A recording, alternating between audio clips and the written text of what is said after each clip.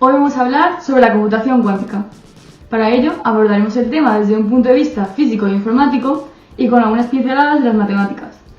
Pero, como para entender la mecánica cuántica hay que haber estudiado antes la mecánica clásica, para entender los entresijos de la computación cuántica hay que saber cómo funcionan los ordenadores clásicos antes.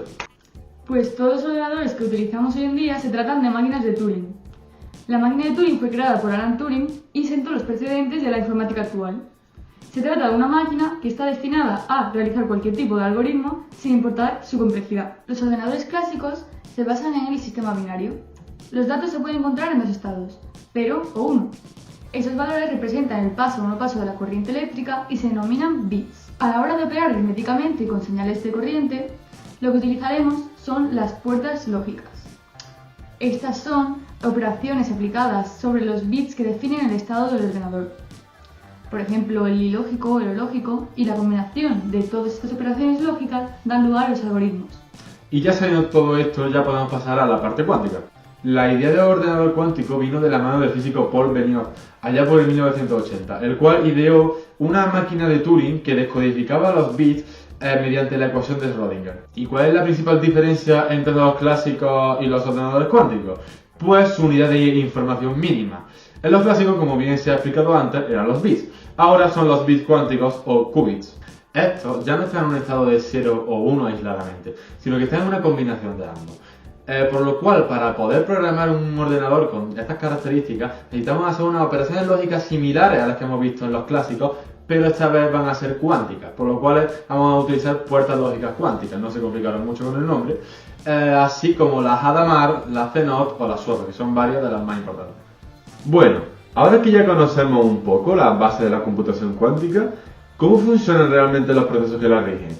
¿Cómo hace un bit cuántico para estar en varios estados al mismo tiempo? Pues esto se debe a las características del mundo cuántico. En este caso, ocurriría gracias a la superposición cuántica. Este es un fenómeno característico de las partículas subatómicas que las permite encontrarse en distintos estados al mismo tiempo. Esto nos proporciona numerosas ventajas, ya que, por ejemplo, nos permitiría realizar cálculos de forma simultánea. Claro, y hay muchas más ventajas. Por ejemplo, la información que te proporcionan las computadoras, ya que si tú tienes un ordenador clásico de n bits, la información que te proporciona es n. En cambio, en uno cuántico es distinto. La función que los define es 2 elevado a n qubits. O sea que al aumentar simplemente un qubit, la información que te da se duplica. Pero es que además hay muchos más procesos y fenómenos que hacen que los ordenadores cuánticos sean más seguros, más rápidos y más eficaces. Por ejemplo, el entrelazamiento cuántico. Este fenómeno lo que pasa es que al tener dos partículas entrelazadas entre sí, da igual la distancia que las separe, que si tú aplicas un cambio o alteras el estado de una, el mismo cambio sucederá en la otra instantáneamente. Y eso tiene aplicaciones muy interesantes, ¿verdad? Por ejemplo, en el envío de información y la criptografía cuántica. Imaginaos que tenemos dos ordenadores separados a una gran distancia. Si ejecutamos cualquier cambio en una partícula del primer ordenador, este cambio de estado ocurrirá instantáneamente en otro ordenador, por lo cual podremos enviar información a velocidades incluso mayores que la de la luz y también de una forma muy segura, ya que es imposible interceptar esta información sin alterarla. Otra de las ventajas que nos aporta la cuántica en el campo de la computación viene dada por la interferencia cuántica. Esto se puede entender de la siguiente forma. Si tenemos un diagrama de árbol en el que cada rama representa a algoritmos cuánticos que nos llevan a un mismo resultado, le asignamos una probabilidad determinada a cada una de las ramas y la interferencia entre dichas probabilidades nos llevará a una interferencia constructiva o destructiva. Y claro, nosotros podemos de manera selectiva escoger qué algoritmos tras esa interferencia salen con mayor o menor probabilidad, de manera que a los que son más eficaces les otorgamos mayor probabilidad y a los menos, pues menor. Así se reducen los costes y el tiempo de resolver los problemas. Pero no todo de color de rosa, ya que aunque los ordenadores cuánticos sean muy rápidos, muy eficaces y nos den muchas cosas buenas, también tienen sus inconvenientes. Ya no solo porque el mundo de la cuántica es un mundo muy complejo que cuesta entender y aplicar al mundo macro, sino también por temas de conservar los ordenadores, ya que requieren de una circunstancia muy específica.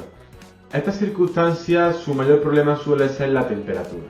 Y es que los ordenadores cuánticos funcionan con superconductores, los cuales tienen unas propiedades muy específicas para que todo funcione. ¿Y qué pasa?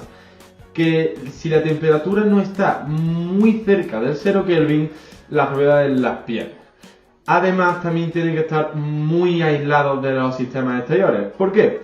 Pues porque si interactúan con los sistemas exteriores puede ocurrir un suceso que en cuántica se conoce como decoherencia. Y es que el entrelazamiento cuántico de los qubits se rompe. De manera que el sistema cuántico se transforma en uno clásico, perdiendo todas las ventajas que buscamos en un ordenador con tales características. Como hemos visto, el entrelazamiento es una propiedad muy frágil y cuanto mayor sea el número de qubits, también será mayor la dificultad para mantener el estado. Otra de las dificultades que se nos presentan viene dada por el principio de incertidumbre de Heisenberg. Este nos dice que es imposible conocer con exactitud dos propiedades de una partícula subatómica de forma simultánea. Si traducimos esto al contexto de los qubits, obtenemos dificultades a la hora de medir. Es decir, si tenemos que medir las propiedades de un determinado qubit, estaremos afectando al estado cuántico de otro, y así sucesivamente.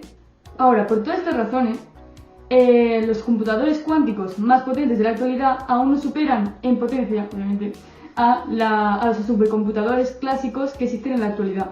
Por ahora, la computadora cuántica más potente es la Osprey de IBM con 433 qubits. Esta computadora representa un gran avance en el mundo de la computación cuántica y a pesar de su gran potencia, todavía no llega a las alturas de los grandes supercomputadores clásicos de la actualidad.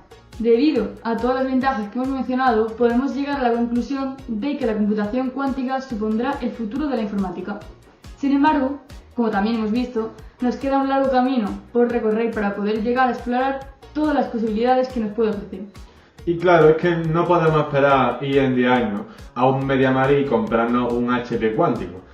Pero poco a poco se van inmiscuyendo en temas de cálculo y ayuda a las supercomputadoras clásicas, ya que hay problemas que, por ejemplo, a las clásicas les cuesta de forma exponencial, a las cuánticas las convierten en un problema polinómico. Entonces, para esos momentos sí son muy útiles, pero por ahora su uso es limitado a eso, a pequeños escenarios. Esperamos que os haya gustado el vídeo y que hayáis disfrutado de él. Y que si tenéis alguna duda sobre computación cuántica esté resuelta, así que bueno. Eso es todo por ahora. Sí. Adiós.